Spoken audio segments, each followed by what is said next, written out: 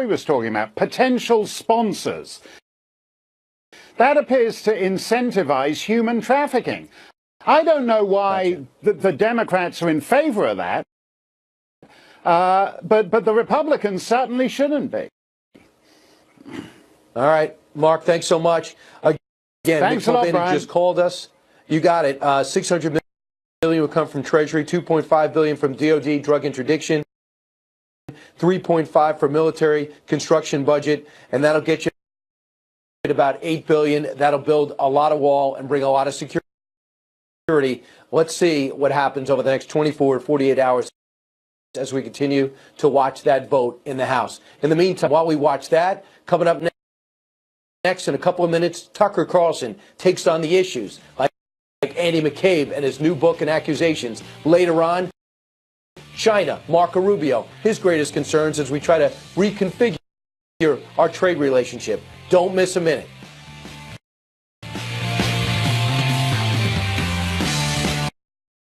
One individual in this situation, because these are very serious conversations that they were having, but it does appear that those are conversations they were having. Yes. And those are based off of the Constitution, right? It's the 25th Amendment of the Constitution, which does act as a safeguard should we ever run into that situation. So for me, run into what situation? Run into a situation where you don't like the president or disagree with his Russian or where policy. You feel like the president is incapable of doing the job.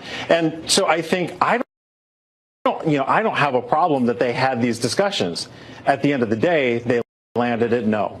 And I think that's the important thing to remember. So the system worked the way it was supposed to as it relates to whether or not to remove the president. No, because if you find yourself as an executive branch employee disagreeing with the policies of the person for whom you work, you leave, you quit.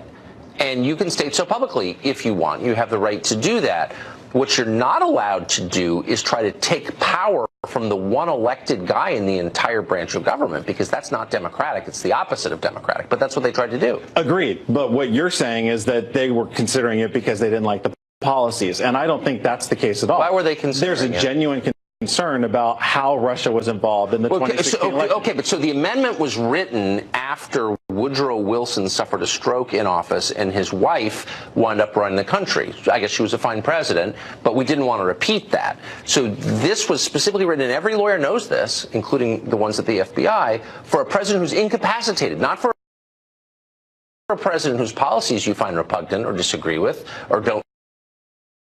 You know what I mean? Just because he's not a neocon doesn't mean that you can remove him from power. I agree. And again, I don't think that's what they were thinking about.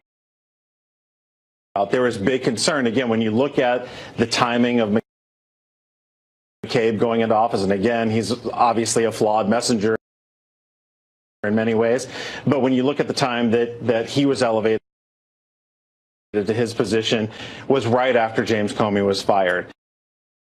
And why was James Comey fired? As the president said himself, because he wanted the Russia investigation to end. Okay, but clearly there was a concern. But the other way, well, there was a concern because a guy they liked who was their boss got fired, which is absolutely the prerogative of this or any president to fire his own employees if he wants, for whatever reason he wants. And if you don't like it, impeach him or vote against him. Unless it's viewed as obstruction of justice. Okay, but but under no plausible scenario could it be. I mean, because of course the FBI director is free to say whatever he wanted to congressional committees or the Mueller investigation or write a book, which indeed he did. So it's not obstruction of justice. It's not going to prevent justice from working its way to its conclusion. I just wonder, why are liberals all of a sudden defending this radically empowered federal law enforcement agency? You don't see this as a threat to the Kamala Harris administration 2 years from now, for real? Yeah, no, and I get the question. I don't see liberals defending this. I think what we're defending is protecting the investigation. So we have a good understanding of exactly what Russia was doing in the 2016 elections and whether they were aided by anyone here in the United States. And part of that question centers on the President of the United States and some of his closest associates. But we've spent 2 years looking into that, and the conclusion of the Senate committee that's looked into it is there's no collusion. That's not true. That's what the chair of that committee said. That wasn't a statement from the committee as a whole. Okay. That's what the chair said. Is there a point at which... The ranking member, just to be fair, the ranking member said he disagreed. So the ranking member did not say that... And official court documents have come to the conclusion that there was some collusion. We saw that in Manafort documents, and we've also seen it in the Roger Stone documents. Whether that collusion rises to the president is the question. Okay. Just for the record, there's no, quote, collusion with Russia in the Roger Stone indictments. Okay, no one has been indicted for colluding with anybody so far. Acting as a liaison between WikiLeaks on behalf of the Russia. But that is not, look, it's not a crime and it's not collusion. But leaving that aside, I just want to end on this. Does it really honestly, as a citizen, not bother you that a federal law enforcement agency discussed removing the President of the United States by non-democratic means for basically disagreeing with them and firing their boss? That doesn't bother you at all? The premise of your question, if that was the case, would bother me. That's not what that was about. Let's leave the last part off. Whatever it was about. I'm comforted by the fact that they had the discussion as provided by the 25th Amendment, and they landed on no. So again, it's like saying, I talked about killing my wife. I didn't do it. You know what I mean? And there's a difference. Like, I'm not a murderer. It's like, oh yeah, but you discussed it. What does that say about you? Something ominous, no? What it says, it's less about the people and more about the concerns they have about the president, who's trying to stop an investigation into his campaign. If he's got nothing to hide, he should have nothing to fear. Okay. Give me your email password if you've got nothing to We'll talk about it off air. John, thank you very much. Thank you. In his 60 Minutes interview, McCabe admits that his attempt to undermine the president began almost immediately after his boss, Jim Comey, was fired. And it was, of course, due to Russia. I was speaking to the man who had just run for the presidency and won the election for the presidency, and who might have done so with the aid of the government of Russia, our most formidable adversary on the world stage. And that was something that troubled me greatly. How long was it after that you decided to start the obstruction of justice and counterintelligence investigations involving the president?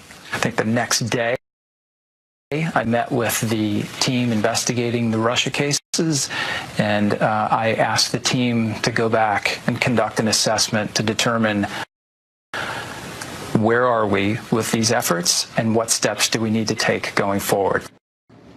Alan Dershowitz is a retired Harvard Law School professor. He's the author of the book, The Case Against the Democratic House Impeaching Trump, and he joins us tonight. Professor, thanks very much for coming on. So now the suspicions of many are confirmed by one of the players in it.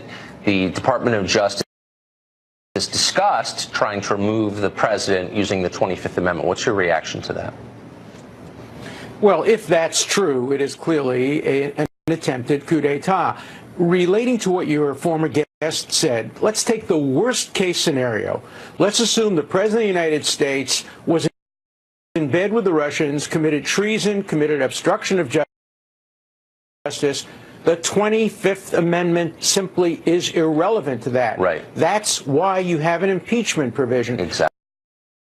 The 25th Amendment is about Woodrow Wilson having a stroke.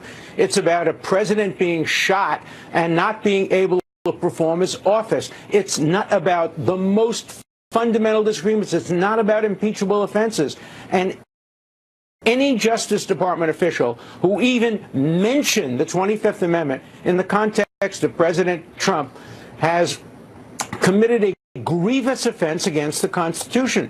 The framers of the 25th Amendment had in mind something very specific, and trying to use the 25th Amendment to circumvent the impeachment provisions or to circumvent an election is a despicable act of unconstitutional power grabbing. And you were right when you said it reminds me of what happens in third world countries. Look, these people may have been well-intentioned. They may believe that they were serving the interests of the United States, but you have to obey the law, and the law is the Constitution. And the 25th Amendment is as clear as could be. Incapacity, unable to perform office. That's what you need. That's why you need 2/3 of the House and 2/3 of the Senate agreeing, and it has to be on the basis of a medical or psychological incapacity, not on the basis of even the most extreme crimes, which there's no evidence were committed, but even if they were, that would not be a basis for invoking the 25th Amendment. So this is not simply right. And I challenge any left-wing person to get on television and to defend the use of the 25th Amendment. I challenge any of my colleagues who are in the Get Trump at Any Cost camp to come on television and justify the use of the 25th Amendment other than for physical or psychiatric incapacity. I bet they're doing that right now. But this is an attack on our system, I would say, not just on the president. Alan Dershowitz, thank you very much. It's an attack on our system, and it's an attack on the Constitution. Thank you. Scary. We have an update for you tonight on language in the border security bill. One part of that bill says essentially that illegal immigrant families can pick up illegal immigrant children from federal custody and that DHS will not be notified of that. Any language added to the bill is there for a reason, and the reason here is very clear. It will make it easier for children coming from Central America to be aided by illegal immigrants here in the United States. Now, this may be motivated by goodwill. We could debate it. But in effect, it creates a harmful incentive. It will encourage more children to make the long and dangerous trek up through Central America to the United States. We'll continue to stay on top of the details of this bill because they're worth paying attention to.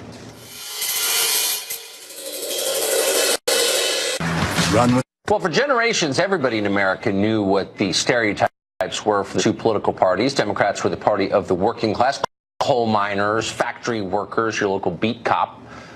Republicans were the party of lawyers and doctors. They spent a lot of time at country clubs, remember?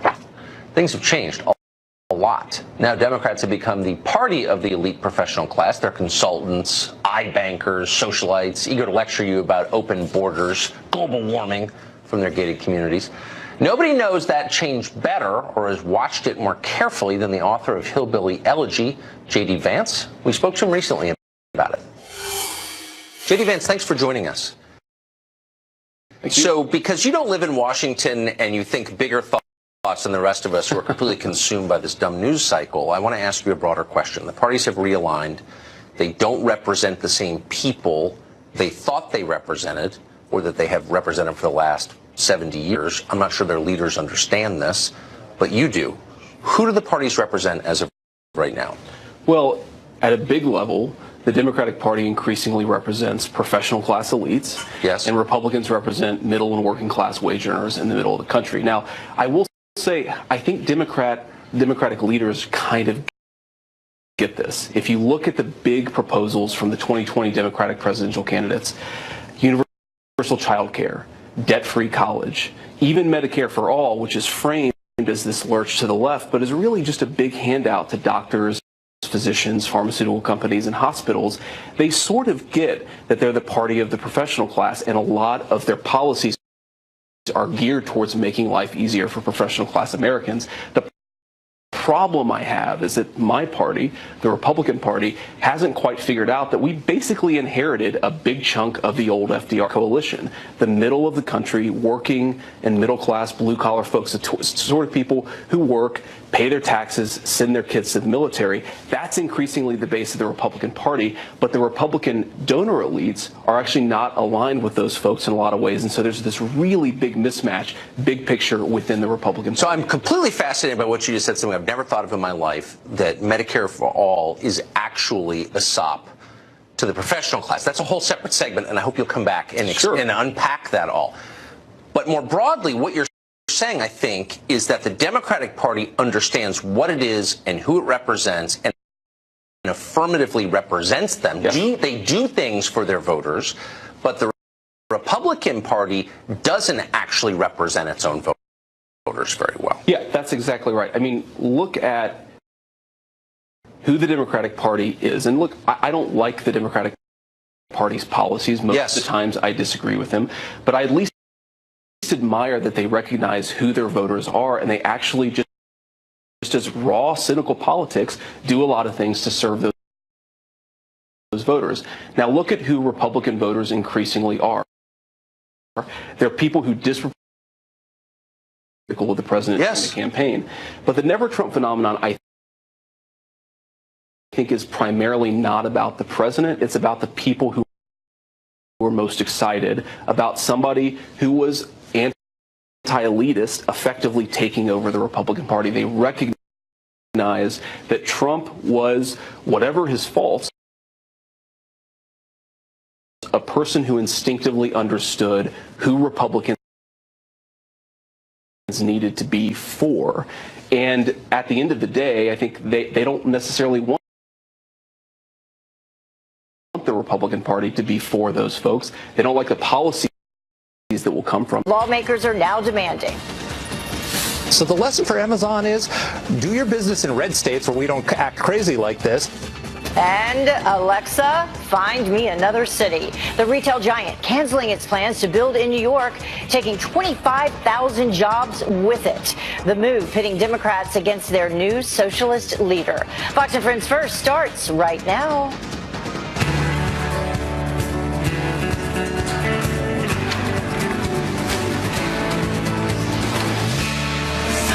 Fox and Friends First on this Friday morning. I'm Heather Childers. Thank you so much for starting your day with us. Let's get straight to that Fox News alert for you, though, because it is going to be a busy morning. In just hours from now, President Trump is expected to declare a national emergency over border security and sign a major spending bill passed in Congress overnight. Griff Jenkins joins us now live from D.C., where Democrats are expected to start a huge legal battle over the president using his executive powers. Good morning, Griff. How you doing, first of all? Going to be very busy. It is. Good morning, Heather. I feel like they're always busy these days. But, you know, yesterday, after the Senate easily passed that bill 83-16, Majority Leader Mitch McConnell made a rare announcement from the Senate floor. The president would sign the bill and take an extraordinary action. I would say to all my colleagues has indicated he's prepared to sign the bill. He will also be issuing a national emergency declaration at the same time. And I've indicated to him that I'm going to support the national emergency declaration. White House Press Secretary Sarah Sanders confirming the announcement, saying the president would do so to, quote, ensure we stop the national security and humanitarian crisis at the border. The president is once again delivering on his promise to build the wall, protect the border, and secure our great country. The move immediately riled Democratic leaders. In a joint statement from Senator Chuck Schumer and Speaker Nancy Pelosi, they wrote, declaring a national emergency would be a lawless act, a gross abuse of power of the presidency, and a desperate attempt to distract from the fact that President Trump broke his core promise to have Mexico pay for his wall.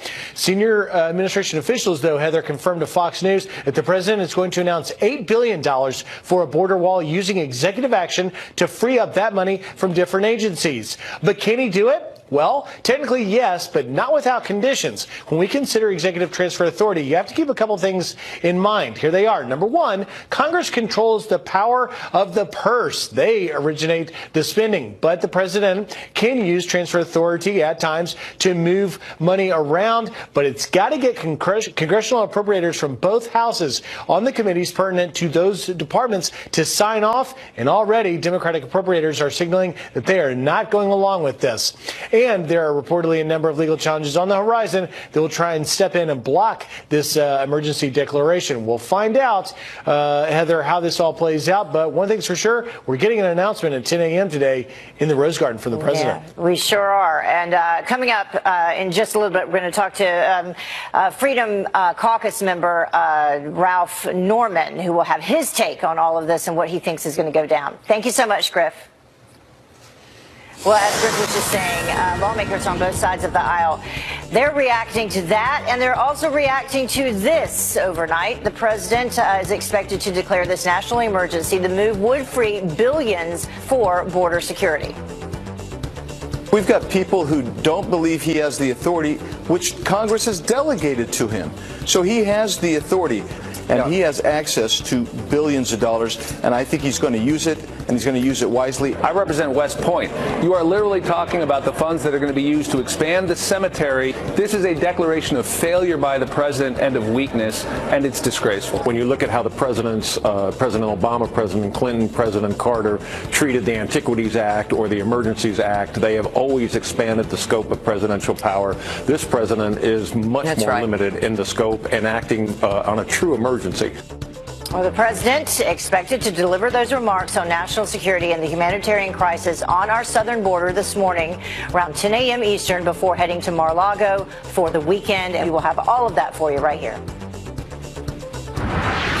The other big story that continues to develop, Republicans are demanding former acting FBI Director Andrew McCabe and Deputy Attorney General Rod Rosenstein testify on Capitol Hill. This after McCabe drops a bombshell, plans of an inside job to remove President Trump from office using the 25th Amendment. Todd Piper joins us now live with reaction on the explosive revelations. Good morning, Todd. Good morning to you, Heather. Explosive allegations from the former number 2 at the FBI, McCabe, promoting his new book, alleging there were high-level talks about kicking President Trump out of the White House. I was very concerned that I was able to put the Russia case on absolutely solid ground in an indelible fashion, that were I removed quickly or reassigned or fired, that the case could not be closed or vanish in the night without a trace. Reaction was harsh. Lindsey Graham saying he needs to hear more from McCabe about bias against President Trump and from Rosenstein about McCabe's claim Rosenstein wanted to wear a wire around the president. I would imagine if the shoe were on the other foot, my Democratic colleagues would want to know about that conversation if it involved a Democrat. Congressman Doug Collins says the scheme is right out of Hollywood. This is worse than the old 60s movie 7 Days in May. This was a time in which we actually see our Department of Justice using the full force of its power to actually contemplate what could be nothing less than a coup. Even the VP rejecting claims about DOJ meetings where kicking out Trump was discussed. I never heard of it. I never heard of any discussion of the 25th Amendment, and frankly, I find any suggestion of it to be absurd. The president's former attorney saying we need a hardcore investigation of the investigators, and we need it now. What we need is a special federal grand jury instituted by the Attorney General and appointed the toughest prosecutor he can find, and you call them all in. No more Inspector General, no more kicking it down the road. Now, keep in mind, Heather, the intent of the 25th Amendment is to replace a president upon resignation, death, or incapacitation, such as being in a coma. This is not a coma. No, but it is remarkable. Much more to come on it. Thank you so much, Todd. No problem. Well, as Deputy Attorney General Rod Rosenstein's future is up in the air, William Barr is officially sworn in to head the Justice Department. Barr sworn in by Chief Justice John Roberts at the Oval Office with his wife and Senator Lindsey Graham by his side. His 3 daughters and grandchildren also in attendance. The ceremony coming hours after the Senate confirmed him in a 54-45 vote. Well, on the 1-year anniversary of the nation's deadliest high school massacre, thousands of people coming together honoring the 17 staff and students killed in Florida. Families remembering their loved ones at events all day, including the mom of hero teacher Scott Beagle. I walked down the path today, and it was just like reliving last year when we walked down the path. I haven't heard his voice for 365 days. Earlier in the day, a moment of silence as the community placed flowers and colorful stones outside Marjorie Stoneman Douglas High School.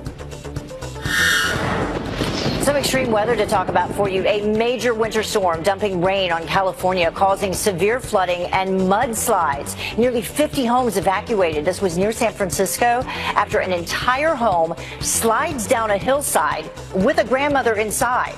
She is expected to be okay, thankfully, there. But let's go to Southern California, where firefighters rescued a group of people left stranded when their truck got stuck in some floodwaters. So that happened, and then take a look at this. Rushing rainwater totally destroying this road near San Bernardino. More rain expected today, so be careful out there. Well, Senator Chuck Schumer slamming Mitch McConnell for bringing the Green New Deal for a vote on the Senate floor. Our Republican colleagues are taking a page from President Trump's petty playbook, trying to make this a game of political gotcha. This cheap, cynical ploy, the pointless partisan games. The Senate minority leader also challenging the vote, telling the Republicans to bring it on. McConnell calling the vote earlier this week in an effort to force Democrats to go on the record about the radical proposal to combat climate change. This was nice. First Lady Melania Trump spreading love and cheer at a children's medical center on Valentine's Day. Yes, I remember you from last year. You look beautiful. How are you feeling? Good. The First Lady remembering a patient while handing out Valentines at the National Institute of Health's Children's Inn for a second straight year. The day was filled with cards, candy boxes, of course, and snow globes. The young patient showed their appreciation with a necklace and a bouquet. Good Valentine's Day for all of them. Well, the time now is about 11 minutes after the top of the hour, and Democrats already promising to fight President Trump's plan to declare a national emergency. They're going to fight it in court, they say. So could there be enough resistance to actually stop the wall? Congressman Ralph Norman does not think so. Why he says the president has a very strong case. And the Colonials could be history. Why students want to change the mascot at George Washington University.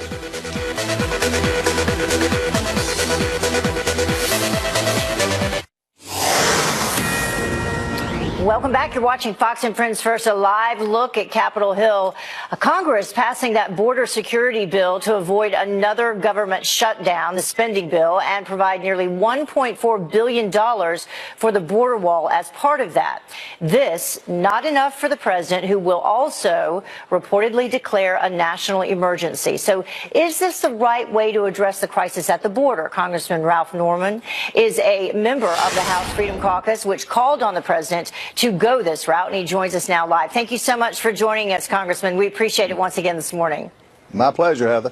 So, as expected, about $1.4 billion to continue fencing along 55 miles there at the Texas border. The president needed more. He's expected to declare this national emergency, seeking to free up about $8 billion for additional funding. Do you think this is the right route to go? Well, unfortunately, it's the only route, Heather. I guess the only good news you can see is it's over $1 that Ms. Pelosi suggested, but no, it was a very disappointing and really an insult to the American people to come back with what the 17 members who negotiated this deal, but he's left with no choice but to go the emergency route. And I saw the Democrats criticize him last night. They forget about the 55 executive orders that we issued since President Carter was elected, on through Obama. So it's the only course that they've left him. Yeah, some of that criticism I was seeing yesterday, people were bringing up some past tweets from President Trump himself in reference to President Obama when he declared or used some of these executive actions back in 2014, but a little different this time around when it comes to what President Trump has to do? It is, and it just shows you the partisanship against this president that they have. Again, if you don't think this is a national emergency, what are the caravans that are coming across or attempting to come across this border? And he's doing the right thing, and unfortunately, they added a lot of Christmas tree ornaments on it with breaking the spending caps on what they spent the money on. The 17 were supposed to come up with a deal that would compromise, which they did not do. 1.7 is not a compromise from 5.8. Yeah, and I was also reading through some of the notes that came through, and it talked about the specific wording that you see repeatedly in the bill that basically ties President Trump's hands such that he did not, as you say, have any other option except to do this.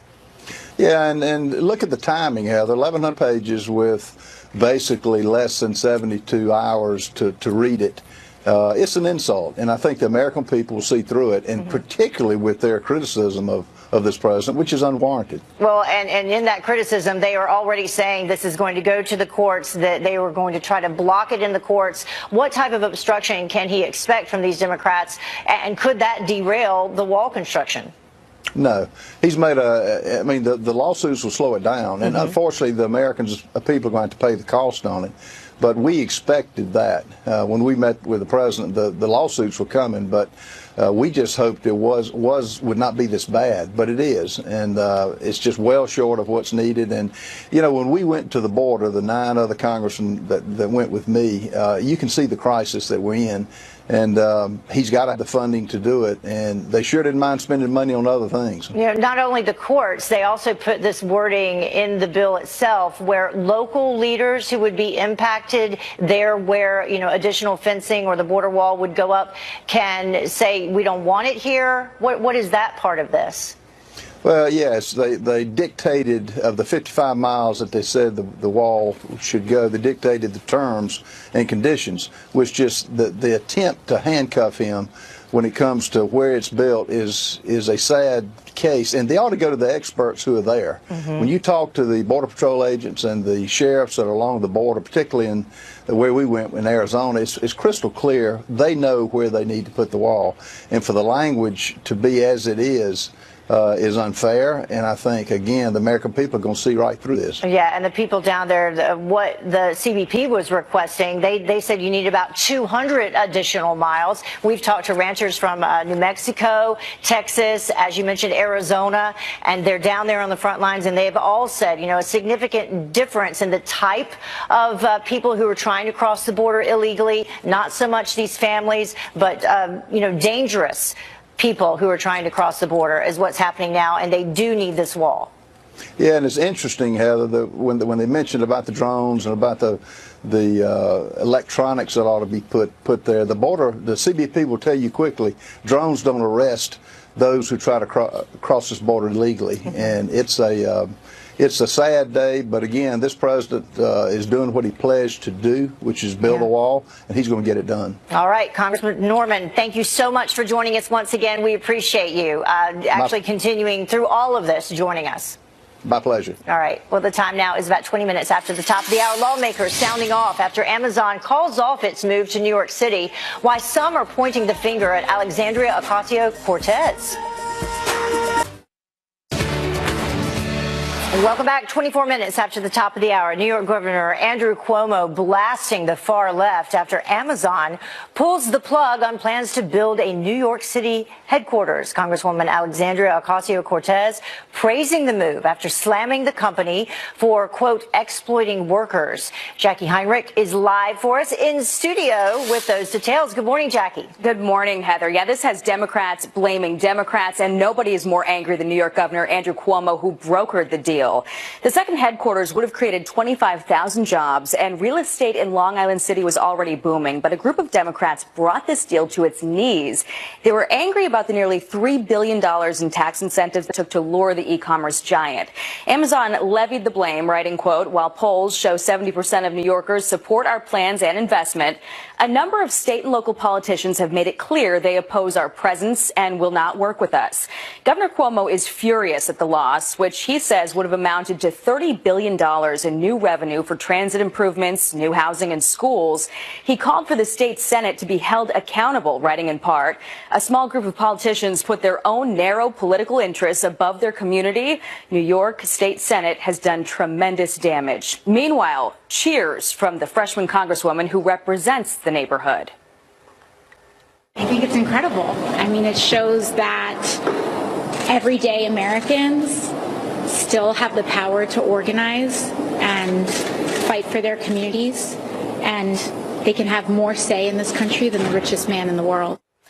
Apparently at odds with the governor's calculations on the return in investment, she lobbied against the tax breaks, saying the community needed more investment, not less. A number of other Democratic lawmakers said they were disappointed that Amazon bailed without working with local leaders. Still no word, though, on where Amazon might call home instead. Heather. Interesting. A lot of movement yesterday on that. Jackie, great to have you with us in studio. Thanks. All right. Have a good day. You too.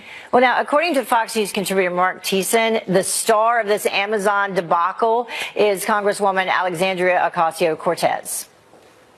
Ocasio-Cortez is a wrecking ball inside the Democratic Party, and as a conservative, I'm sitting here with popcorn watching it happen.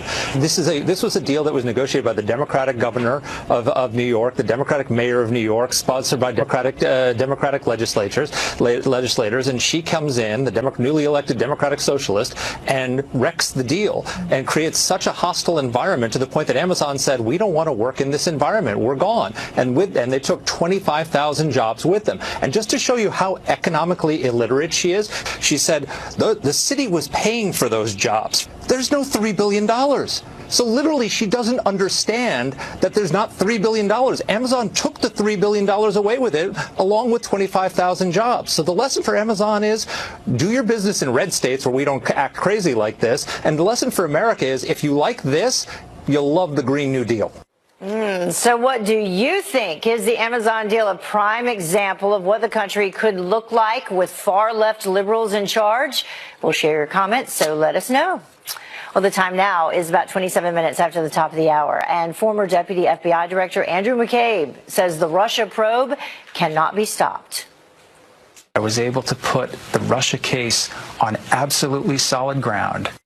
How will his bombshell admissions impact the investigation? Attorney Jenna Ellis says. Welcome back. You're watching Fox and Friends. First, half past the top of the hour. A look at our top headlines for you this morning. In just hours, President Trump expected to sign a major spending bill before declaring a national emergency on our southern border. White House officials say the president is planning to use his executive power to free up $8 billion from different agencies to fund the border wall. The president will address the country today at 10 a.m. Eastern Time, and we'll have that here on Fox. And Republicans in the House and the Senate are demanding testimony from former acting FBI Director Andrew McCabe and Deputy Attorney General Rod Rosenstein. This after McCabe's admitted to CBS the department had plans to remove President Trump from his office using the 25th Amendment. Well, the Green Beret accused of murdering a suspected terrorist wants his charges dropped. Major Matthew Goldstein claims that the lead investigator in the case is practicing stolen valor. We received a copy of the charges that this special agent is facing now, and the stolen valor is really important, that he was wearing awards that he did not rate, that he was doing that for personal gain. Well, his lawyer went on to say that an anonymous tip led them to investigate Army Sergeant Mark Dela Cruz. They say that he did not earn several awards, including a Purple Heart. Major Goldstein is accused of killing a suspected Taliban bomb maker in Afghanistan. Well, as Venezuela's political crisis worsens, the disputed president reveals the country held secret meetings with the U.S. envoy, and Nicolas Maduro, telling the Associated Press that he is holding out hope of meeting President Trump and that he predicts that he will remain in power. And Maduro's comments come as President Trump prepares to give a speech on the dangers of socialism in Florida next week. He recognizes Venezuelan opposition leader Juan Guaido as the country's president. Well, California Republicans now calling for a redo vote on one of the state's high-speed rail projects through the Central Valley. Governor Gavin Newsom deciding to derail the plans for a larger project from San Francisco to Los Angeles earlier this week. Lawmakers say that Newsom is putting forward a, quote, bait and switch, contradicting what he promised voters back in 2008. So we'll continue to follow that. But in the meantime, former FBI Director Andrew McCabe, as we told you, tells all, admitting that he made sure the Russia probe could not be touched. I was able to put the Russia case on absolutely solid ground in an indelible fashion, that were I removed quickly or reassigned or fired, that the case could not be closed or vanish in the night without a trace. So what does this mean for the investigation? Here to weigh in is constitutional law attorney and former prosecutor Jenna Ellis. Jenna, thank you so much for joining us. Hot topic today. It is always great to see you, Heather, especially on a day like today. Right. So as we just said, what does this mean for the investigation? He said he did his part to make sure that this wouldn't disappear under the cover of night. Well, this is clearly a partisan political tactic, and it has been from the very beginning. And so we can see that while no collusion with Russia has been found at all, and we know that this is just a complete sham, now McCabe is going for his 5 minutes of fame, going on 60 Minutes, and basically validating that. And this is what the law calls a statement against interest, because anyone who has any legal background, who has any understanding of what the FBI's genuine obligation is here, will understand that this is someone who is incredibly what we would call deep state by just wanting to make sure that President Trump is taken down because he doesn't like the fact that this particular individual was elected and duly appointed to the office of the president. It's political partisanship, nothing else. And just to break it down for everyone at home, he admitted that he launched this obstruction of justice and counterintelligence investigation involving the president. He said he did it immediately after the president fired former FBI Director James Comey, and that on top of that, they discussed whether to recruit cabinet members to invoke this 25th Amendment. Yeah, and so the 25th Amendment, the purpose of that, and of course it was ratified in 1967, and it established the succession and to make sure that if a president was duly and constitutionally removed from office by death or disability, not because you disagree with his policies or politics or the fact that he's a Republican. And so the 25th Amendment cannot be invoked just for political partisan reasons, and the conversations, if true, from McCabe show that this was an incredibly partisan maneuver that was seeking to undermine the legitimacy of the American voters, and this needs to be restored in terms of legitimacy of what law enforcement is designed Jenna, for, can I not ask you this? partisanship. Can I ask you this? So you say, before we run out of time, that this was a partisan move, but did he abuse the law? Just removing the president of the United States by non-democratic means for basically disagreeing with them and firing their boss. That doesn't bother you at all? The premise of your question, if that was the case, would bother me. That's not what that was about. Let's leave the last part off. Whatever it was about. I'm comforted by the fact that they had the discussion as provided by the 25th Amendment, and they landed on no. So again, well, it's like saying, you know, I talked about killing my wife. I didn't do it. You know what I mean? And there's a difference. Like, I'm not a murderer. It's like, oh, yeah, but you discussed it. What does that say about you? Something ominous, no? What it says, it's less about the people and more about the concerns they have about the president, who's trying to stop an investigation into his campaign. If he's got nothing to hide, he should have nothing to fear. Okay. Give me your email password if you've got nothing to We'll talk about it off air. John, thank you very much. Thank you. In his 60 Minutes interview, McCabe admits that his attempt to undermine the president began almost immediately after his boss, Jim Comey, was fired. And it was, of course, due to Russia. I was speaking to the man who had just run for the presidency and won the election for the presidency, and who might have done so with the aid of the government of Russia, our most formidable adversary on the world stage. And that was something that troubled me greatly. How long was it after that you decided to start the obstruction of justice and counterintelligence investigations involving the president? I think the next day I met with the team investigating the Russia cases, and I asked the team to go back and conduct an assessment to determine where are we with these efforts and what steps do we need to take going forward. Alan Dershowitz is a retired Harvard Law School professor. He's the author of the book, The Case Against the Democratic House Impeaching Trump, and he joins us tonight. Professor, thanks very much for coming on. So now the suspicions of many are confirmed by one of the players in it. The Department of Justice has discussed trying to remove the president using the 25th Amendment. What's your reaction to that? Well, if that's true, it is clearly an attempted coup d'etat. Relating to what your former guest said, let's take the worst case scenario. Let's assume the President of the United States was in bed with the Russians, committed treason, committed obstruction of justice. The 25th Amendment simply is irrelevant to that. Right. That's why you have an impeachment provision. Exactly. The 25th Amendment is about Woodrow Wilson having a stroke. It's about a president being shot and not being able to perform his office. It's not about the most fundamental disagreements. It's not about impeachable offenses. And any Justice Department official who even mentioned the 25th Amendment in the context of President Trump has committed a grievous offense against the Constitution. The framers of the 25th Amendment had in mind something very specific, and trying to use the 25th Amendment to circumvent the impeachment provisions or to circumvent an election is a despicable act of unconstitutional power grabbing. And you were right when you said it reminds me of what happens in third world countries. Look, these people may have been well intentioned. They may believe that they were